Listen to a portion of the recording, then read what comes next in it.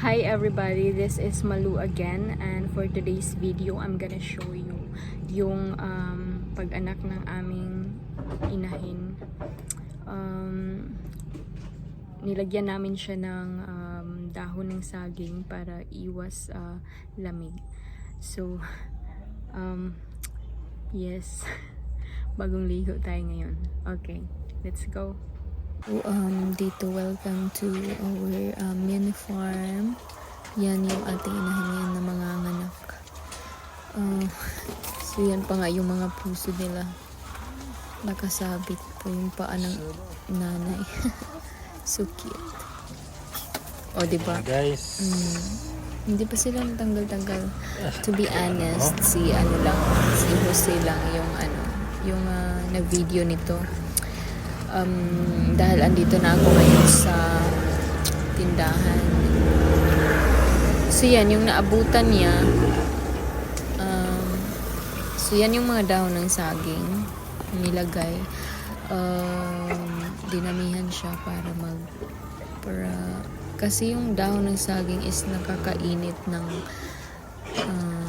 katawan. Diba nga kapag magpaparipe or magpapahinog ka ng saging, kung na-cut mo na siya ng maaga, pwede mo siyang lagyan ng mga dahon niya mismo na dried na, tapos para mabilis siyang mahinog. Ganyan yung pamamaraan. So sa amin, yan yung nilagyan namin siya ng ganyan. So yan nga, si Dapi lang yung nag-video nito, tapos ako na lang ang mag-edit.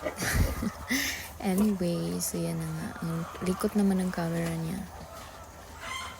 Inayos lang kung ano. Di ba nahihirapan talaga yung isa kasi hindi pa matanggal-tanggal yung puso niya. Dalawa pa sila. Yung isa nakadede na, and then yung isa hindi pa talaga. Oh my God. So, diba? Nakita nyo kanina may naabutan siyang patay na.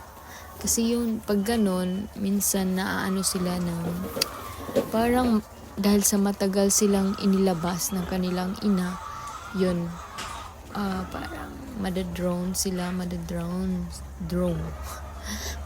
or malulunod sila sa loob. Kaya ganyan yung mangyayari talaga. So paglabas patay na.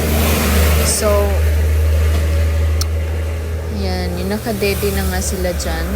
2, 4, 6, 8, 10. We have 10 alive piglets. Diba? Ang galing. Ang nakakatuwa lang is mabuti or mabait yung inahin. Kasi may ibang inahin, irritable, ayaw magpadede. May ganung klaseng inahin. Kaya it's really good kung makakapili kayo ng inahin na maganda yung breed, maganda yung attitude. Diba? Parang tao lang. May kasi minsan din sa init ng panahon, kaya irritable sila, ganyan. So 10 yung alive. Tingnan nyo, super cute, no? Ang galing ng ang galing. Biruin mo, kakapanganak pa lang, makakalakad na. Ang galing, no? Ang galing ng nature.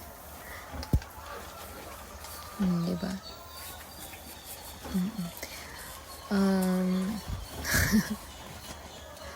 Barag-barag tutski pa yan. So yan, nilagyan siya ng mga sako, itinahi or nagpitagping sako, tapos pinalibot sa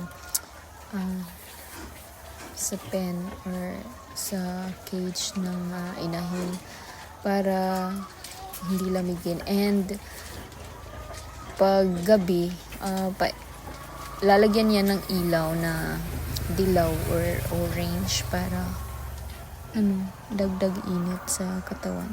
Kasi kung lang kakasilang lang is super sila. prone sa lamig, 'di ba? So, yan.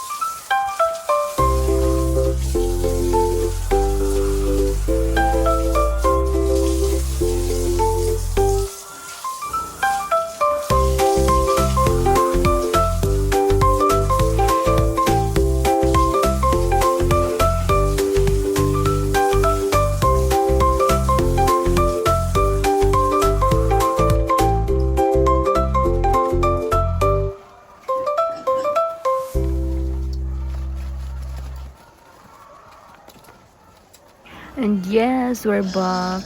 So, ang cute, no? Pagka may ganyan ka ng mga biik. Yung